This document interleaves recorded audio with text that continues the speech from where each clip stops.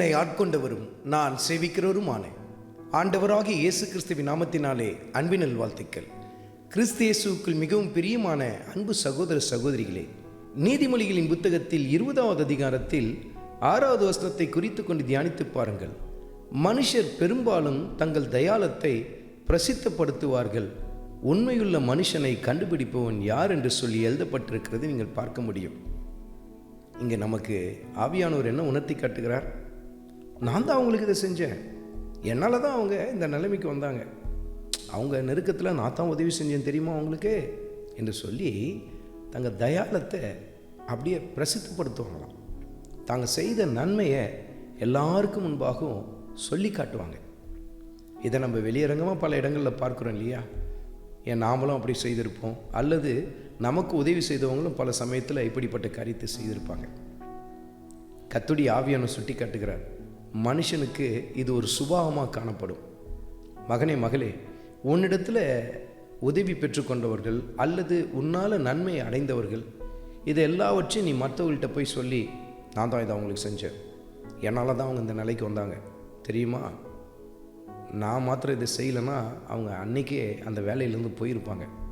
இன்னும் சில பேர் சொல்லுவாங்க, இதை நான் உனக்கு போட்ட பிச்சை பார்த்துக்கோ அப்படின்னு சொல்லுவாங்க. இப்படியெல்லாம் பேசுறதெல்லாம் நம்ம பார்க்க முடியும். ஆனால் கர்த்தருடைய ஆவியானவர் இதை குறித்து மத்தேயு எழுதின சுவிசேஷத்தில் 6வது அதிகாரத்தில் 2 மற்றும் 3வது வசனத்திலும் நமக்கு சுட்டி காட்டுகிறார். இப்படி தான் ஒரு கூட்டம் என்ன பண்ணோன்னா, தாங்க செய்த தான தர்மங்கள் எல்லாம் எல்லாருக்கும் முன்பாகவும் தாரை ஊதுவிக்கிறது போல எல்லாருக்கும் சொல்லி காட்டுவாங்களாம் பாருங்கள். ஆனால் கர்த்தருடைய ஆவியானவர் நமக்கு உணர்த்தி காட்டுகிறார், நாம் அப்படிப்பட்டவர்களாக இருக்கக்கூடாது.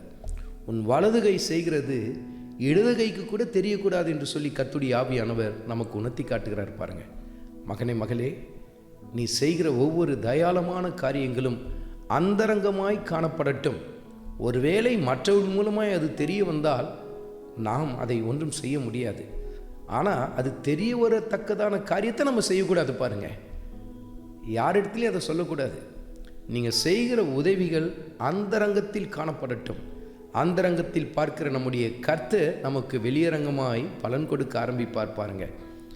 ஏனென்றால் இன்றைக்கு பல பேர் தங்கள் சுய மகிமையை தேடிக்கொண்டு தங்களுடைய தயாள காரியங்களை எல்லாம் எல்லா இடத்திலும் பிரசித்தப்படுத்தி கொண்டிருக்கிறார்கள். ஏனென்றால் அவர்கள் தங்களை மகிமைப்படுத்தத்தான் விரும்புகிறார்கள். நாம் அப்படிப்பட்டவர்களாக இருக்கக்கூடாது. எல்லா காரியங்களிலும் நம் ஆண்டவர் இயேசு கிறிஸ்து நம்மிலிருந்து மகிமைப்பட வேண்டும். அவர் மாத்திரமே மகிமைக்கு பாத்திரராய் எல்லா சமயத்திலும் இருக்கிறார். அவரை மாத்திரமே நாம் மகிமைப்படுத்துவோம். ஆண்டவராகிய இயேசு கிறிஸ்துவின் கிருபை உங்கள் அனைவரோடும் கூட இருப்பதாக. ஆமென்.